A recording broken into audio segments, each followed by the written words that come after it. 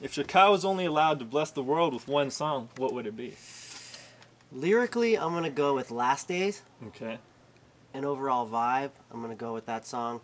But as far as fun to play, up-tempo, and fun to play live, I'd probably have to go with On the Move. Found My Place from On the Move. Probably be Arise, man. Arise. The universal truth that the Lord said that joy comes in the morning.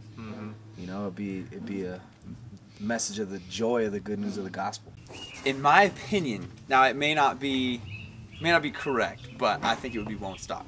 Won't Stop. Because Won't Stop is about a time in Shachah's career where we got everything taken away, and it's a personal testimony of God providing it back to us, and just the attitude that we had after we got our trailer stolen. We got, several $1,000s worth of stuff stolen on a Sunday morning, yet God ministered to our hearts to continue on with worship and use the gear that people provided for us for that day, and not panic about what's going to happen or what's God going to provide for us down the road.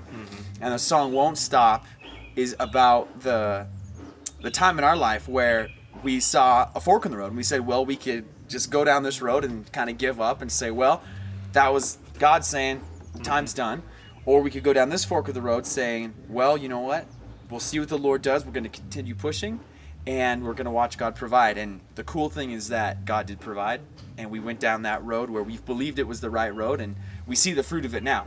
And it's talking about we're not going to stop despite what the enemy throws at us, despite what our flesh throws at us, despite what the world throws at us, and we're going to press on for the gospel of Jesus Christ. And I think that song, and plus it's got a great beat. So. Yeah.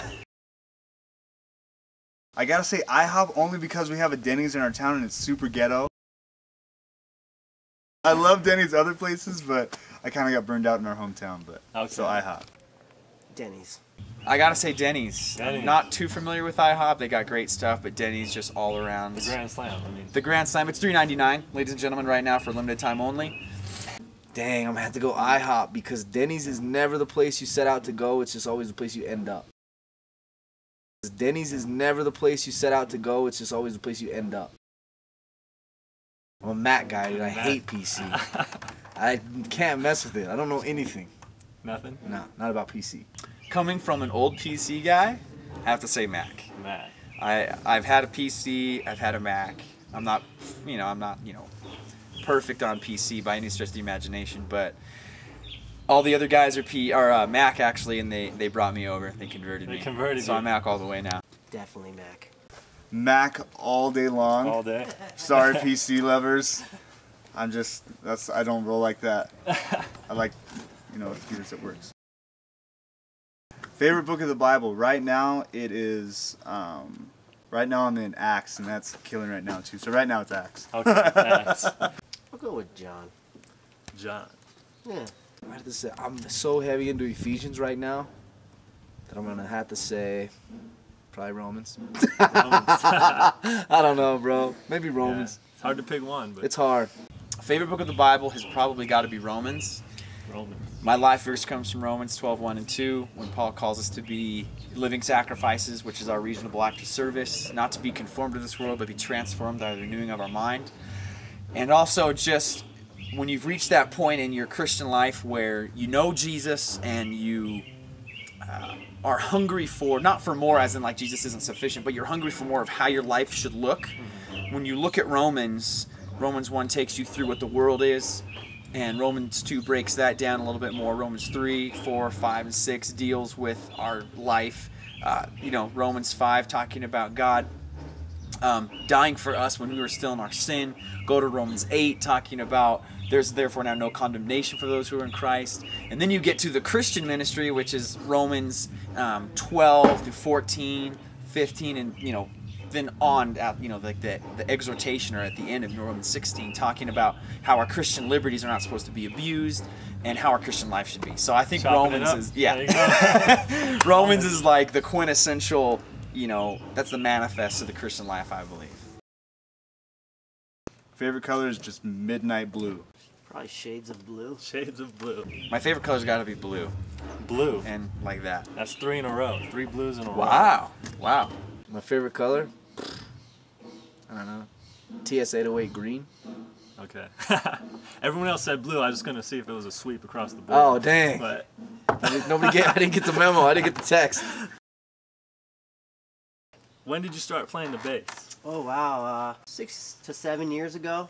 I've been playing guitar a lot longer, but once I moved to California from Miami, the need was for a bass player, so Okay, cool. took it up. Why'd you cut off your dreads? You used to have dreads. I used to have dreads Why'd about you cut them 3 off? years ago. Boom, biddy, bye, bye.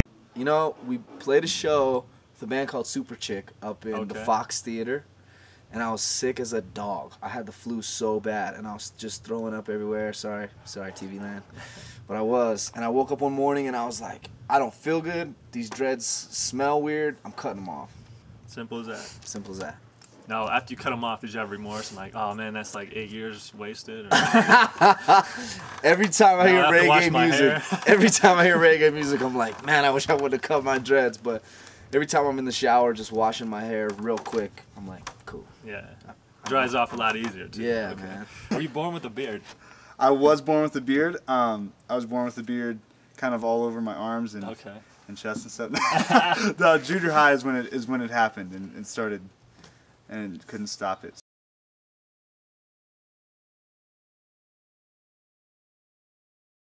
Steven has a zeal for teaching the word, and in 15 years I could probably see him teach it somewhere in some capacity, maybe a lead pastor, even head pastor. Okay. Yeah, stud in the word, man. He'll be married. Probably have some little bambinos running around. Probably still playing music, Holding it down. holding it down.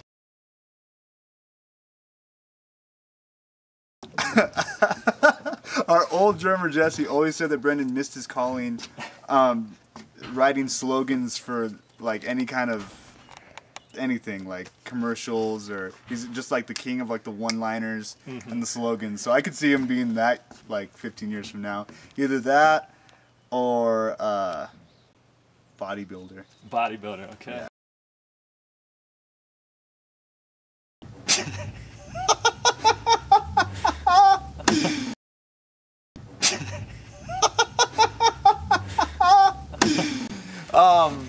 Oh man, he's gonna have at least 2 boys. I know that, and he's gonna be out on the lake teaching them how to wakeboard, and he'll be like, Earl Jr. or like Earl the 4th, Earl the 5th, man. You guys gotta like turn into it, throw your hips into it, and just like launch yourself backwards. And go like this. and he'll be playing music still, but you know he's gonna be All right. on a lake somewhere probably. There you have it, Steven. You're officially off the hook. Thanks, man.